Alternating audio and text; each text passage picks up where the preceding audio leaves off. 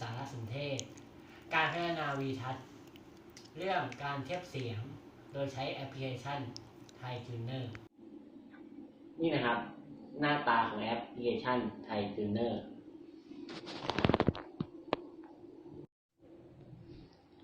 เราไปชมวิธีการดาวน์โหลดกันเลย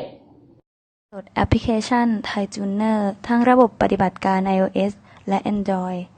ระบบปฏิบัติการ iOS 1. เข้า App Store 2. ไปที่ช่องค้นหาแล้วพิมพ์คำว่า Thai Tuner กดและค้นหา 3. จะเจอแอปพลิเคชัน Thai Tuner กดที่แอปและกดรับ 4. รอการดาวน์โหลดเมื่อดาวน์โหลดเสร็จสิ้นถือว่าพร้อมใช้งานและกดเปิดแอปใช้งานได้เลยทันทีระบบปฏิบัติการ Android 1. เข้าแอป Play Store 2. ไปที่ช่องค้นหาแล้วพิมพ์คำว่า Thai Tuner กดและค้นหา 3. จะเจอแอปพลิเคชัน Thai Tuner กดที่แอปและกดติดตั้ง 4. รอการดาวน์โหลดเมื่อดาวน์โหลดเสร็จสิ้นถือว่าพร้อมใช้งานและกดเปิดแอปใช้งานได้เลยทันทีเมื่อเพื่อนๆดาวน์โหลดแอปพลิเคชัน Thai Tuner เรียบร้อยแล้วเพื่อนๆก็กดไปที่ตัวแอป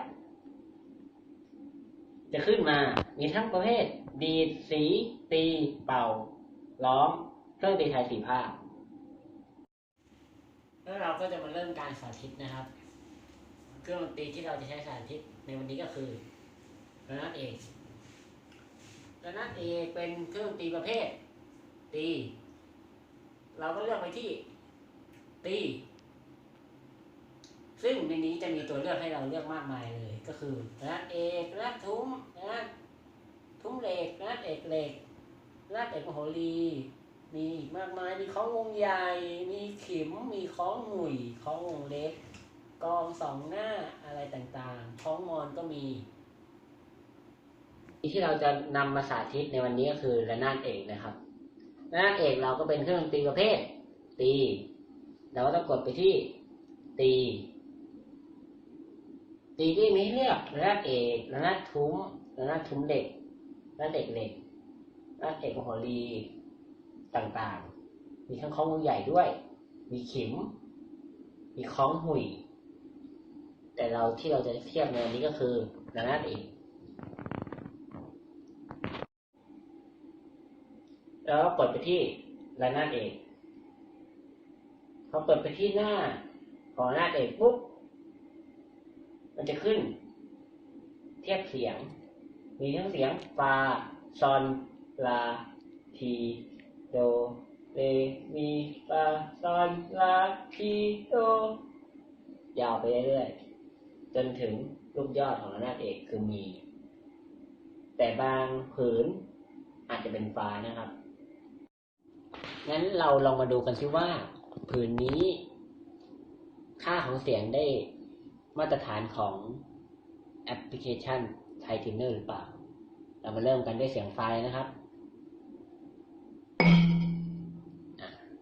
ได้ต่อไปเสียงซอนขึ้นสีฟ้าเสียงลา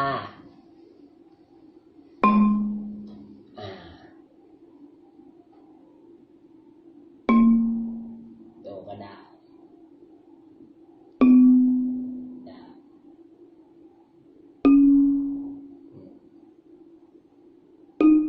ฟา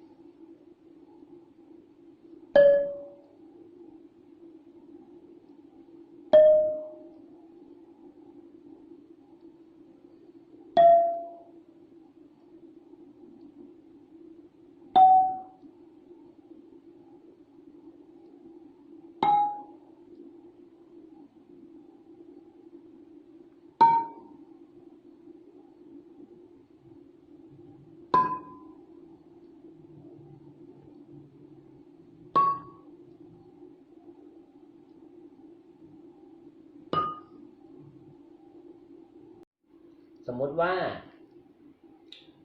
ค ค่ากลางของซอนคือ 377.8 เฮิรตซ์แต่ซอนในที่นี้มีค่าต่ำกว่าเราจะทำยังไงก่อนอื่นเราต้องรู้จักตะกั่วที่ถ่วงเสียงนี้ก่อนจะถ่วงเสียงทำให้เสียงแต่ละรูปมีเสียงที่แตกต่างกันถ้าเสียงซอน